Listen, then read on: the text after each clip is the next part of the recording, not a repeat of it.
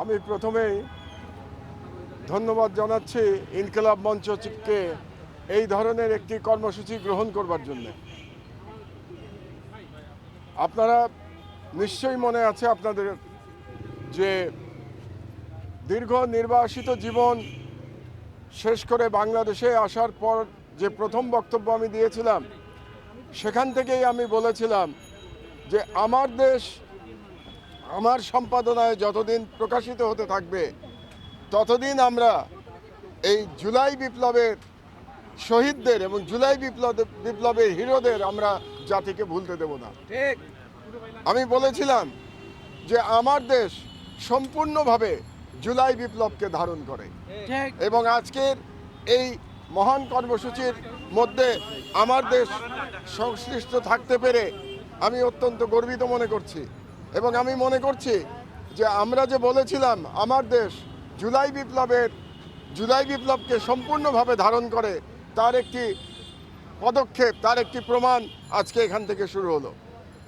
আমাদের স্মরণে রাখতে হবে যে আমাদের তরুণ ছাত্র জনতা তাদের বুকের রক্ত দিয়ে অসামান্য সাহসিকতার পরিচয় দিয়ে এই ফ্যাসিবাদকে নির্মূল করেছে বাংলাদেশ থেকে এবং ভারতীয় হেজেমনির বিরুদ্ধে তারা যুদ্ধে জয়লাভ করেছে, প্রাথমিক যুদ্ধে জয়লাভ করেছে।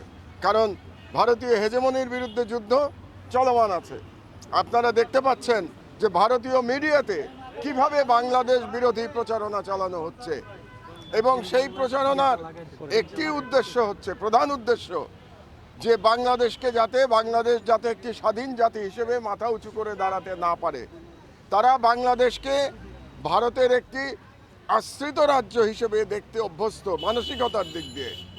এবং দেখতে পাচ্ছি আমরা ভারতীয় মিডিয়াতে কিভাবে বাংলাদেশের অভ্যন্তরীণ বিষয় নিয়ে কুৎসা রচনা করা হচ্ছে এবং দুর্ভাগ্যজনকভাবে এখন পর্যন্ত বাংলাদেশি মিডিয়া থেকে সেরকম প্রতি উত্তর দেওয়া হচ্ছে না, যেটা গতকাল বাংলাদেশের যিনি এখন পররাষ্ট্র উপদেষ্টা তিনিও গতকাল এই কথাটি বলেছেন যে বাংলাদেশের মিডিয়ার আরও সোচ্চার হওয়া উচিত ভারতীয় হেজেমনির এই আগ্রাসনের বিরুদ্ধে।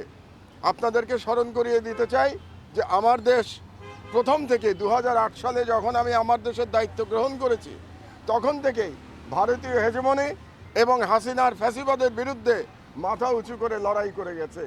2013 সালে এই পত্রিকা বন্ধ করে দেয়া পর্যন্ত। আজকে আল্লাহর রহমতে এবং মহান শহীদদের আত্মত্যাগের মধ্যে দিয়ে আজকে নবযাত্রার সূচনা হয়েছে এবং তার সাথে আমার দেশেরও নবযাত্রার সূচনা হয়েছে এবং এর কারণে আমি তাদের প্রতি সশ্রদ্ধ সালাম জানাই। কারণ তাদের আত্মত্যাগ ছাড়া আজকে আমরা এখানে দাঁড়িয়ে থাকতে পারতাম না। আমার সহকর্মীদের নিয়ে আমরা এখানে এমন একটা কর্মসূচি আজকে পালন করতে পারতাম না যদি শহীদরা রক্ত না দিতেন। আরেকটি কথা বলা প্রয়োজন যে একটু আগে আমার ছোট ভাই ওসমান হাদি বলেছে এ বিষয়ে যে আজকে আমরা সিদ্ধান্ত নিয়েছি যে এখানে যে গ্রাফিতি আঁকা হবে, এখানে যে স্লোগান লেখা হবে, এখানে যে মহান শহীদদের নাম লেখা হবে, এগুলো লিখবে সহযোদ্ধারা লিখবে। কারণ এর থেকে বড় সম্মান প্রদর্শন আর হতে পারে না যে সহযোদ্ধারা তাদের শহীদ সহযোদ্ধাদের নাম লিখছে। এটাই হচ্ছে সবচেয়ে বড় সম্মান। এটা যদি আমরা কোনো প্রফেশনাল পেইন্টারকে দিয়ে করাতাম তাহলে সেখানে এই মহৎ ব্যাপারটা থাকতো না, সেটা অনেকটা আনুষ্ঠানিক হয়ে যেত। কারণ এখানে যারা লিখবেন তারা নিজের হৃদয়ের সবটুকু মমতা, সবটুকু ভালোবাসা, সবটুকু শ্রদ্ধা দিয়ে তারা শহীদদের নাম লিখবেন। এবং আজকে আমি বলতে চাই যতদিন আমার দেশ আমার পরিচালনায় প্রকাশিত হতে থাকবে ততদিন আমার দেশ জুলাই বিপ্লবকে ধারণ করবে এবং হাসিনার ফ্যাসিবাদের বিরুদ্ধে লড়াই করে যাবে এবং ভারতীয় আধিপত্যবাদের বিরুদ্ধে লড়াই করে যাবে। এবং আজকে এই বক্তব্যের মধ্যে দিয়ে আমি আজকে এই যে 7 দিনের শহীদি সপ্তাহ যেটা ঘোষণা করেছে ইনকিলাব মঞ্চ, তার সেটা শুরুর ঘোষণা দিচ্ছি এবং আরও ঘোষণা করছি যে আমার দেশের এই দেয়াল যতদিন আমার দেশ চলবে ততদিন এই দেয়াল শহীদি দেয়াল হিসেবেই এখানে এইভাবেই থাকবে এবং এখানে ইনশাআল্লাহ এবং সেখানে এই দেয়াল শহীদদের স্মৃতি বহন করে যাবে এবং যারাই চালাক না কেন, আমার দেশ পত্রিকা আমাকেও তো একসময় সরে যেতে হবে, প্রকৃতির নিয়মেই সরে যেতে হবে।